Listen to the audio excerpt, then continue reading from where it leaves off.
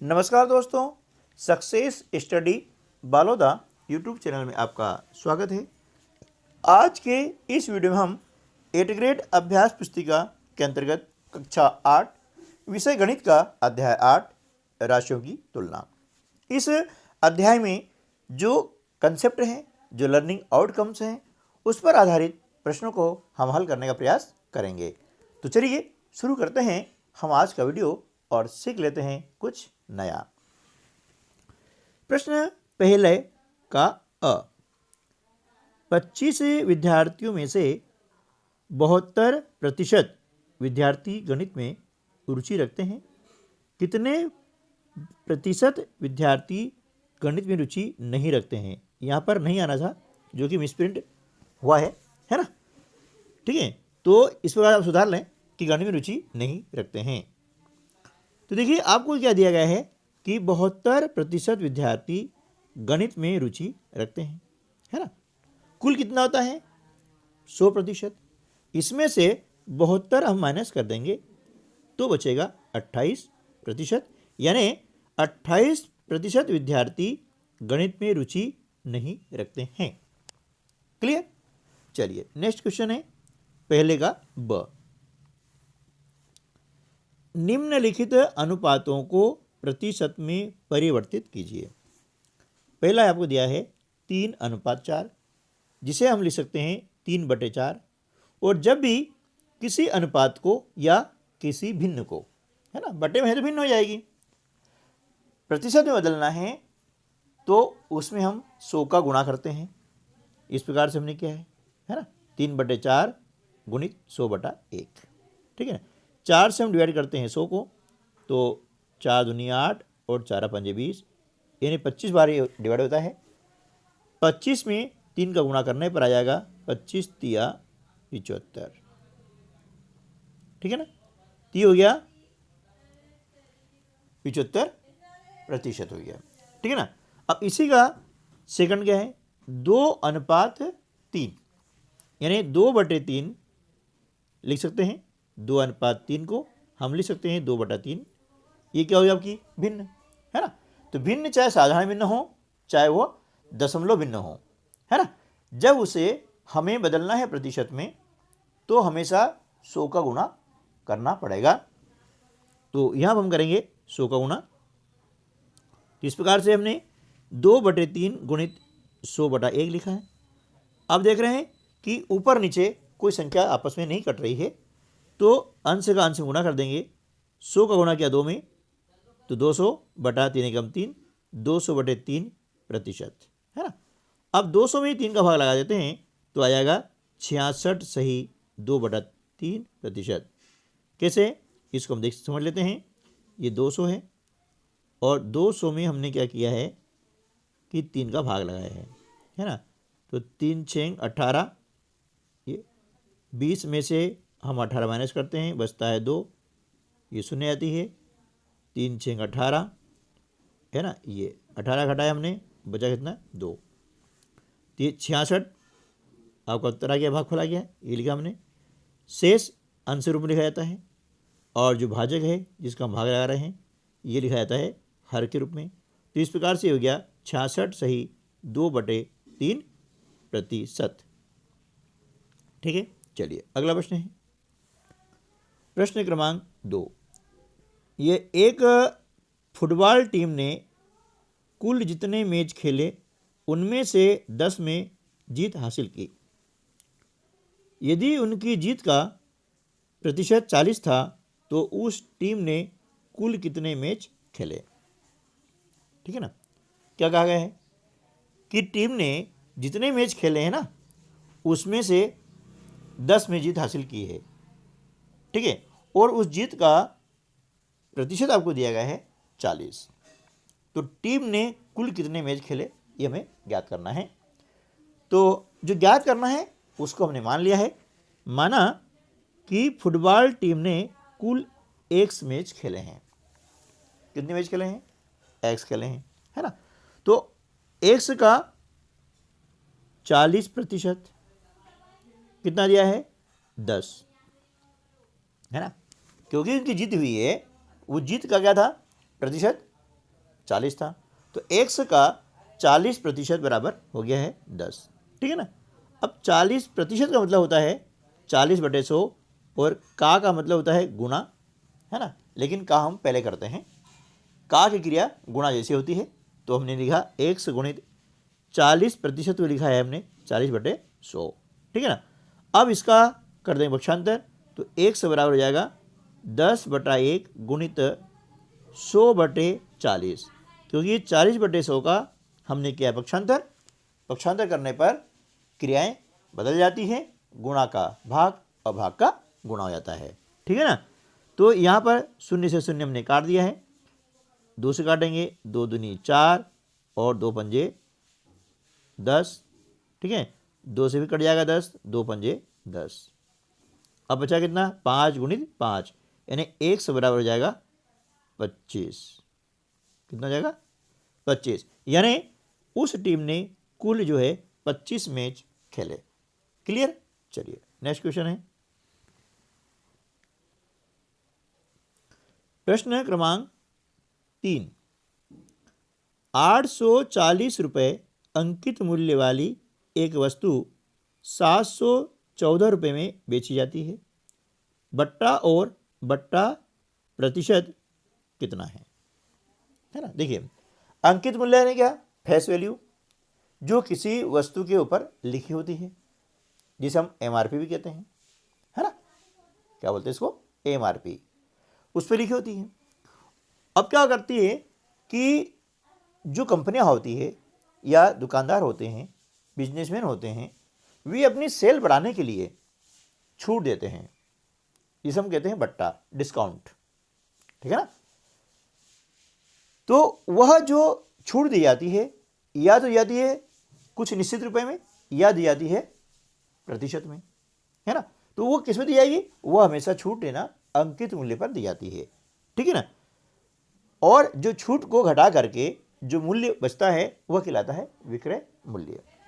तो यहां आप देख रहे हैं कि बट्टा याद करने में क्या करेंगे कि अंकित मूल्य में से विक्रय मूल्य को घटा देंगे। तो हमने लिखा बट्टा बराबर अंकित मूल्य ऋण विक्रय मूल्य, यानी सेलिंग प्राइस। ठीक है ना। अब अंकित मूल्य कितना है, 840 रुपया है, ये लिखा हमने, और 714 में बेची जाती है, यानी ये हो गया आपका विक्रय मूल्य, ये हो गया 714। ठीक है ना। तो 840 में से 714 हम घटाते हैं तो कितना बचेगा, 126। इतना बट्टा हो गया है, इतने रुपए। ठीक है ना। 126 रुपये क्या हो गया, ये बट्टा हो गया। ठीक है ना। लेकिन क्या पूछा है, बट्टा प्रतिशत, यानी कितने प्रतिशत हमको बट्टा मिला है वह ज्ञात करना है। तो सूत्र हमारा है बट्टा प्रतिशत बराबर बट्टा गुणित 100 बटे अंकित मूल्य, है ना। अब बट्टा कितना प्राप्त हुआ हमें, बट्टा प्राप्त हुआ है 126 रुपया, है ना, ये लिखा, गुणित 100 बटे अंकित मूल्य कितना है, ये अब देख रहे हैं 840 रुपया, ये हम लिखा 840 रुपया। ठीक है ना।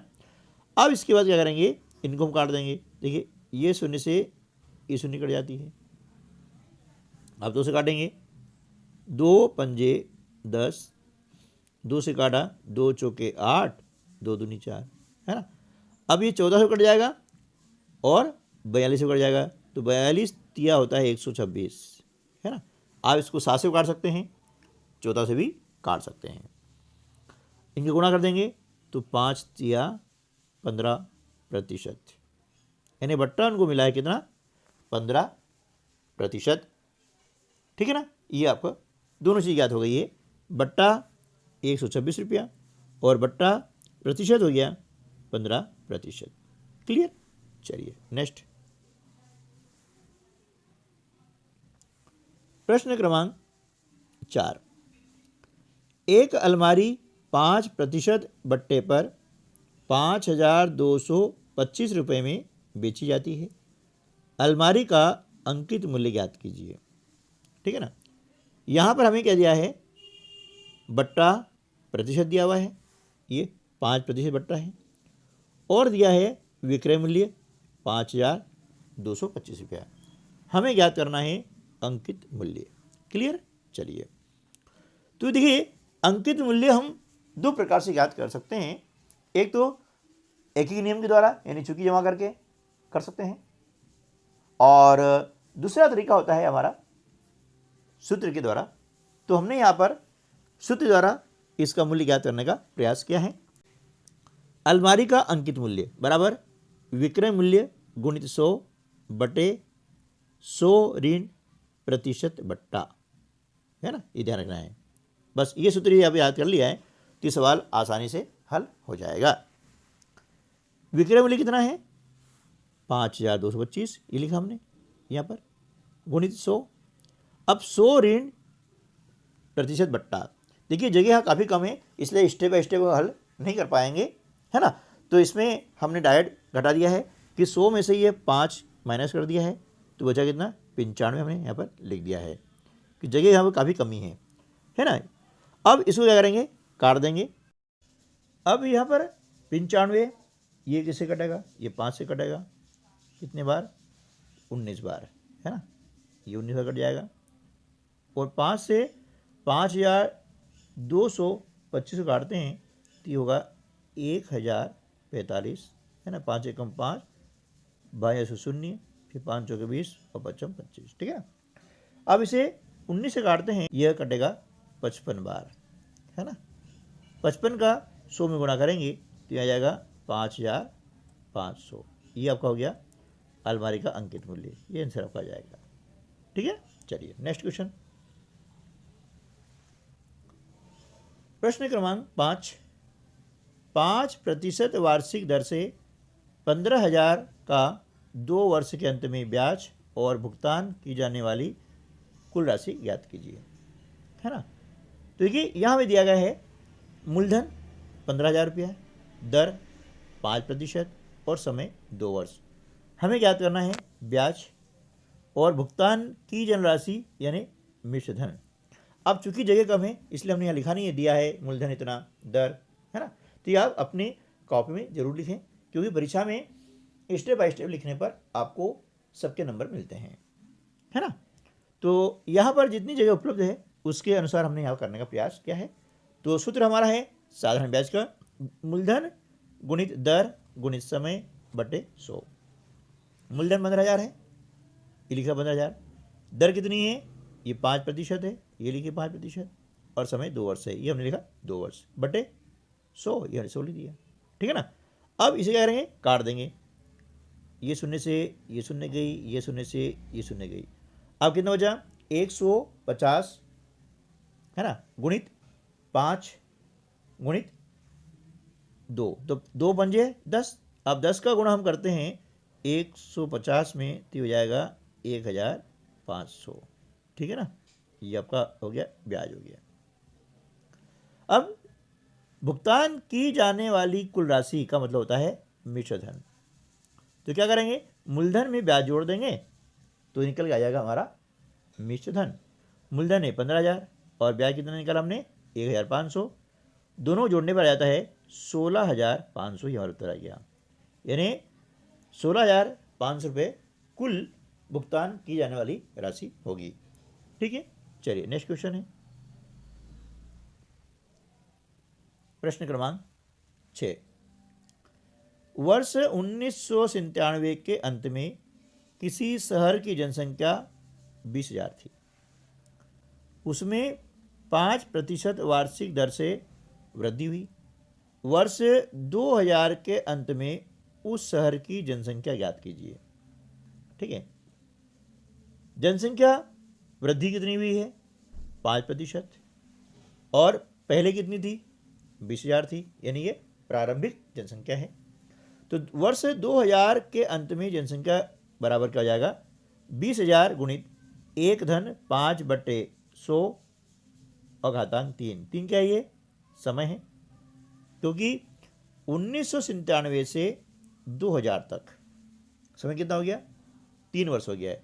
यानी 2000 में से आप क्या करेंगे, यदि सन दिए जाते हैं तो 2000 में से 1997 माइनस कर दो, कितना हो जाएगा 3 वर्ष, ठीक है ना। तो ये हमने लिखा 3। 5 क्या है, दर है।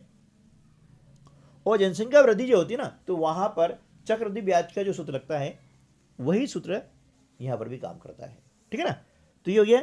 अब 5 से हमने इसको काटा तो 5 दूनी 10 शून्य, ठीक है ना। तो 20 से कम 20 और 21/20, घातांक 3 है इसलिए उसको लिखा 3 बार, ठीक है। जगह काफ़ी कम है इसलिए हमने इसको बिल्कुल शार्ट में कर दिया है, अदरवाइज इसमें 3-4 स्टेप आराम से हो जाती है, ठीक है ना। अब क्या करना है देखिए, ये नीचे शून्य है, ये शून्य से शून्य कट गई, ये शून्य से ये शून्य कट गई, ये शून्य से ये शून्य कट गई, 2 से काटा तो 2 कम 2 और शून्य 10 बार काटा, फिर 2 से काटेंगे तो कटेगा 5 बार, 2 पंजे 10। अब क्या बचा 5 गुणित 21 गुणित 21 गुणित 21, है ना। और इनका गुणा करेंगे तो यहाँ आ जाता है 46,305, ये गुणा आप कर लें, है ना। जगह काफ़ी कम है, बटे 2, है ना। अब 46,305 में हम 2 का भाग लगाते हैं तो ये आ जाएगा 23,152.5, है ना। तो जनसंख्या में क्या करते हैं कि जो दशमलव वाली संख्या है ये 5 है ना, तो इसको हम पूर्णांक में बदल लेंगे तो यहाँ पर हो जाएगा 23,153, ये हो जाएगा आपका आंसर, है ना। यानी वर्ष 2000 के अंत में उस शहर की जनसंख्या कितनी हो जाएगी, 23,153 हो जाएगी। ये आपको नीचे लिख देना है, ठीक है ना। चलिए अब कर लेते हैं नेक्स्ट क्वेश्चन। आरिफ ने एक बैंक से 80,000 रुपये का कर्ज लिया। यदि ब्याज की दर 10% है तो 1 सही 1/2 वर्ष यानी 1.5 वर्ष पश्चात उसके द्वारा भुगतान की जाने वाली राशि ज्ञात कीजिए यदि ब्याज वार्षिक संयोजित होता है ना। तो देखिए यहाँ हो जाएगा मिश्रधन बराबर, ये मूलधन हो गया, कोष्ठक में एक धन दर बटे समय होता है, दर है 10%, 10/100, और उसके बाद में ये 1 वर्ष हो गया, फिर आधा वर्ष यानी 1/2 वर्ष। इसमें क्या होगा कि दर आधी हो जाती है ना, क्या हो जाएगी, दर आधी हो जाएगी। तो 10 का आधा कितना होता है, 5, ये मैंने लिखा है पर 5, क्लियर। चलिए अब इसको हल कर लेते हैं, तो ये शून्य से ये शून्य कट गई, 5 एकम 5 और 5 दूनी 10, ठीक है ना। तो 10 एकम 10 और 11/10 आ गया यहाँ पर ये, और इसी प्रकार से 20 एकम 20 और 21/20 यहाँ आ गया है, लिख दिया है।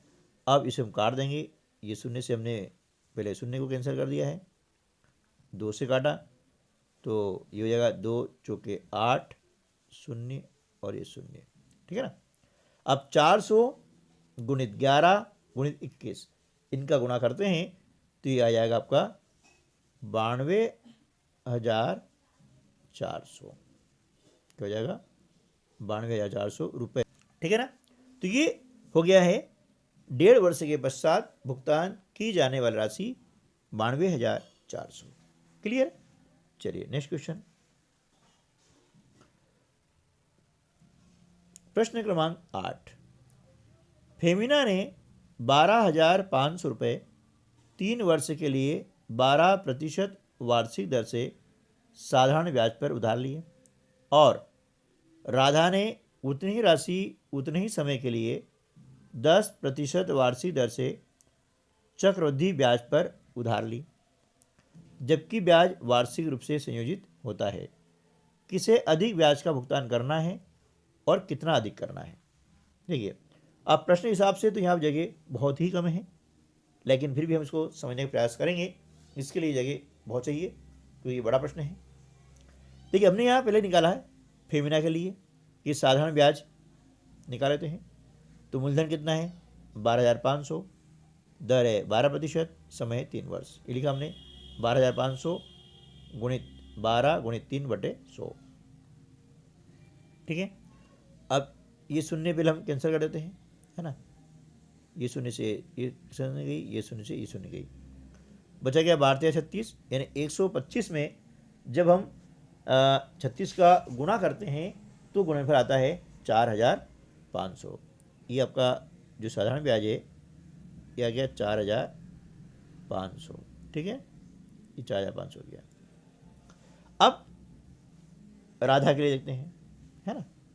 तो यहाँ क्या होगा कि ये हमें चक्रवृद्धि ब्याज से ज्ञात करना होगा। पहले मिश्र धन, ठीक है ना। तो मूलधन कितना है, 12,500 रुपया है, दर वही 10% है और समय भी 3 वर्ष है। ये शून्य से ये शून्य गई, 10 से कम 10 और 11/10 हो जाएगा। घातांक 3 है, इसलिए 3 बार हमने लिख दिया है। क्लियर। अब क्या करेंगे कि इसे जो है शून्य से ये शून्य को हमने ये काट दिया है, ठीक है। 5 से काटेंगे इसको, 5 दूनी 10, 5 से काटा 25 बार, ठीक है ना। अब 11 गुणित 11 गुणित 11 गुणित 25, इस तीनों का यदि गुणा करते हैं तो यह आ जाएगा 33,275/2, ठीक है। अब 33,275 में हम भाग लगाते हैं। अब इसको थोड़ा हटा देता हूँ मैं, तब समझ आएगा, है ना। अब 33,275 में भाग लगाते हैं तो कितना आएगा, वो आ जाएगा 16,637.5, है ना। ये आ गया आपका मिश्र धन आ गया यहाँ पे, ठीक है। इसके नीचे जाएगा। अब हमें क्या करना है, चक्रवृद्धि ब्याज। तो ये मिश्र धन है 16,637। इसमें से क्या करेंगे कि 16,000 है ना 637.5 में से क्या करेंगे कि 12,500 है ना, दशमलव कुछ नहीं है तो 0 लगा देंगे, ये घटा देंगे, है ना। तो ये आएगा 4,137.5। ये क्या आपका आएगा, ये आपका आएगा चक्रवृद्धि ब्याज। क्या जाएगा, चक्रवृद्धि ब्याज आ जाएगा आपका, ठीक है ना। कितना आ गया, 4,137.5 रुपया, ठीक है। तो अब पहली चीज हो गई कि किसे अधिक ब्याज का भुगतान करना है। अब कितना करना है उसके लिए हम घटाएंगे। अब 4,500 में से है हम कितने घटाएंगे, 4,137.5। जब हम घटाते हैं तो यहाँ पर कितना जाएगा, 362.5 रुपये, यानी 362 रुपये और 50 पैसे जो है अधिक भुगतान करना होगा। प्रश्न क्रमांक 9, एक टीवी 21,000 रुपये में खरीदा गया। एक वर्ष पश्चात टीवी के मूल्य में 5% अवमूल्यन हो गया। अवमूल्यन का अर्थ है कि वस्तु के उपयोग और उसके कारण उसके मूल्य में कमी होना। एक वर्ष पश्चात टीवी का मूल्य क्या होगा, है ना। अवमूल्यन मतलब जब किसी वस्तु का उपयोग कर लेते हैं तो उपयोग के कारण क्या होता है कि उस वस्तु के मूल्य में कमी आ जाती है, तो उस कमी को हम बोलते हैं अवमूल्यन यानी डिप्रिसिएशन, ठीक है ना। तो अवमूल्यन होने पर एक वर्ष के पश्चात टीवी का मूल्य बराबर क्या होगा, जो उसका खरीद मूल्य था कितना, 21,000 रुपया। कोष्टक में एक ऋण लगाएंगे, है ना। ध्यान रखना है कि जो अवमूल्यन के सवाल होंगे ना तो ये भी चक्रवृद्धि ब्याज का सूत्र यहाँ उपयोग किया जाएगा। और अवमूल्यन जो आता है तो प्लस के स्थान में क्या लगाएंगे, माइनस लगाते हैं इस प्रकार से। और 5/100। अब चूंकि एक वर्ष है तो यहाँ घातांक कुछ नहीं मतलब 1 है ना। एक वर्ष अधिक होता तो यहाँ पर घातांक ली जाती है ना, जो भी वर्ष है 2 है 3 है, ठीक है। अब यहाँ भी है 100 कम 100 में से 5 कम क्या आ गया, 95/100, ठीक है ना। अब इसमें क्या करेंगे, 95/100, तो ये शून्य से ये शून्य, ये शून्य से ये शून्य। अब 210 में हम 95 गुणा करते हैं तो कितना आएगा, ये आ जाएगा 19,950, यानी अवमूल्यन होने पर एक वर्ष पश्चात टीवी का मूल्य हो जाएगा 19,950। क्लियर। चलिए नेक्स्ट क्वेश्चन है प्रश्न क्रमांक 10। यदि राजा 4,096 रुपये 18 महीने के लिए 12 सहित 1/2% वार्षिक दर पर उधार देता है और ब्याज अर्धवार्षिक संयोजित होता है, यानी हर 6 महीने के बाद में ब्याज लगाता है। तो ज्ञात कीजिए कि राजा कुल कितनी राशि प्राप्त करेगा। कुल कितनी राशि प्राप्त करेगा यानी हमें ज्ञात करना है मिश्रधन। अब यहाँ दिया है मूलधन कितना 4096 रुपये, समय 18 महीने है यानी 1.5 वर्ष है ना। जब महीने दिए जाते हैं तो इस महीने में क्या करेंगे हम 12 का भाग लगाते हैं तो आपका बन जाएगा वर्ष। 6 तिया 18, 6 दूनी 12 यानी 3/2 वर्ष। 3 में 2 का भाग लगाते हैं तो 1 सही 1/2 आएगा, इस प्रकार से है ना। यहाँ आ गया 1/2 वर्ष। अब इसके बाद दर कितनी है 12 सही 1/2 है ना, यानी 12 दूनी 24 और 1 25/2। अब चूंकि ये ब्याज अर्धवार्षिक लगा रहा है ना, इसमें 2 भाग लगाते हैं, दर को आधी कर लेते हैं और समय दुगुना हो जाता है ना। दर आधी और समय दुगुना होता है जब ब्याज की दर अर्धवार्षिक होती है, ब्याज का संयोजन अर्धवार्षिक होता है। तो ये हो जाएगा 25/4% प्रति अर्धवार्षिक और समय 1.5 वर्ष था यानी 3/2 था। इसका दुगुना करते हैं ये तो 2 से 2 कट गया यानी उत्तर कितना आएगा 3, यानी 3 अवधि हो जाती है 6 महीने की है ना। 1.5 साल है ना, तो 6 महीने कितनी अवधि हो गई है 3 अवधि हो गई है, क्योंकि एक वर्ष में 12 महीने होते हैं, ठीक है ना। चलिए तो अब इसको हम यहाँ पर हल कर लेते हैं। मिश्रधन बराबर मूलधन 4096, कोष्टक में 1 धन दर बटे 100, दर हमारी 25/4 ये लिखा, और घातांक समय है 3 अवधि है 6 महीने की, ठीक है ना। 1.5 वर्ष में 3 अवधियाँ होती है। अब इसको काट लेंगे 25 एकम 25 और 25 चौके 100, तो 4 चौक 16, 16 और 1 17/16 आ गया, घातांक 3। अब यानी क्या 4096 गुणित 17/16 गुणित 17/16 गुणित 17/16, क्यों घातांक 3 है ना। जब इसको हम काटते हैं है ना, आगे हल करेंगे तो क्या होगा, इसका उत्तर जो आ जाएगा है ना, कितना आ जाएगा, देखो 16 से इसको हमने काटा 4096 को, तो कटेगा 256 बार, ठीक है ना। फिर 16 से हम काटेंगे 256 को, ये कटेगा 16 बार, 16 से 16 कट जाएगा, यानी बचेगा 17 गुणित 17 गुणित 17 और तीनों गुणा करने पर हो जाएगा आपका 4913 रुपये, ठीक है ना। तो ये हो गया हमारा मिश्रधन कितना 4913 रुपये, ठीक है। तो उम्मीद है कि यह वीडियो आपके लिए हेल्पफुल साबित हुआ होगा। मिलते हैं अगले वीडियो में, तब तक के लिए नमस्कार, जय हिंद।